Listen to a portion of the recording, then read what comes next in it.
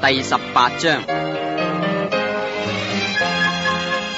當時門徒進前來問耶穌說：天國裏誰是最大的？耶穌便叫一個小孩子來，使他站在他們當中，說：我實在告訴你們，你們若不回轉，變成小孩子的樣式，斷不得進天國。所以凡自己謙卑像這小孩子的，他在天國裏就是最大的。凡為我的名接待一個像這小孩子的，就是接待我。凡使這信我的一個小子跌倒的，倒不如把大磨石拴在這人的頸項上，沉在深海裏。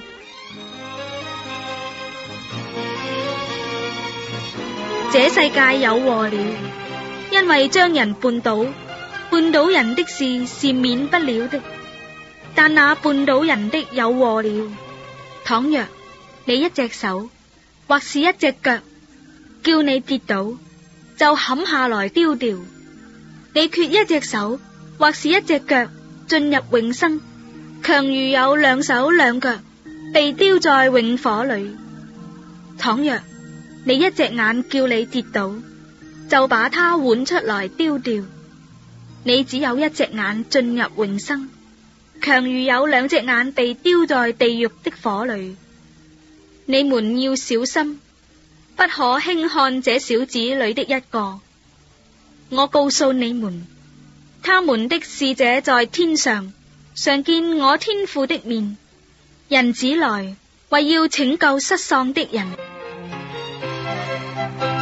一個人若有100隻羊，一隻走迷了路，你們的意思如何？他豈不撇下這99隻，往山裏去找那隻迷路的羊麼？若是找着了，我實在告訴你們，他為這一隻羊歡喜，比為那沒有迷路的99隻歡喜還大呢。你們在天上的父也是這樣不願意這小子裏失喪一個。倘若你的弟兄得罪你，你就去趁着只有他和你在一處的時候，指出他的錯來。他若聽你，你便得了你的弟兄；他若不聽，你就另外帶1、2個人同去，要憑2、3個人的口作見證，句句都可定準。若是不聽他們，就告訴教會；若是不聽教會，就看他像外邦人和稅吏一樣。我實在告訴你們，凡你們在地上所捆綁的，在天上也要捆綁；凡你們在地上所釋放的，在天上也要釋放。我又告訴你們，若是你們中間有2個人在地上同心合意的求什麼事，我在天上的父必為他們成全。因為無論在哪裏有2、3個人奉我的名聚會，那裏就有我在他們中間。那時彼得進前來對耶穌說：主啊，我弟兄得罪我當饒恕他幾次呢？到7次可以嗎？耶穌說：我對你說，不是到7次，乃是到70個7次。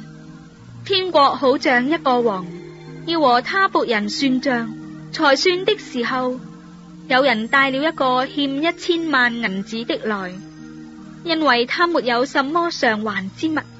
主人吩咐把他和他妻子兒女並一切所有的都賣了償還。那僕人就俯伏拜他，說：主啊，寬容我，將來我都要還清。那僕人的主人就動了慈心，把他釋放了，並且免了他的債。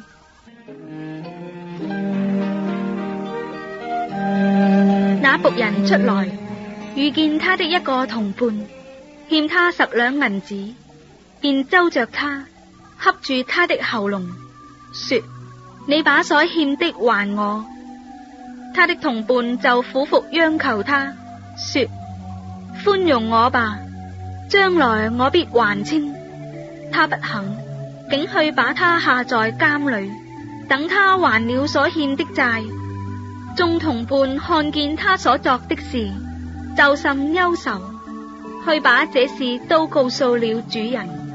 於是主人叫了他來，對他說：你這惡奴才，你央求我，我就把你所欠的都免了。你不應當憐恤你的同伴，像我憐恤你麼？主人就大怒，把他交給掌刑的，等他還清了所欠的債。你們各人若不從心裏饒恕你的弟兄，我天父也要這樣待你們了。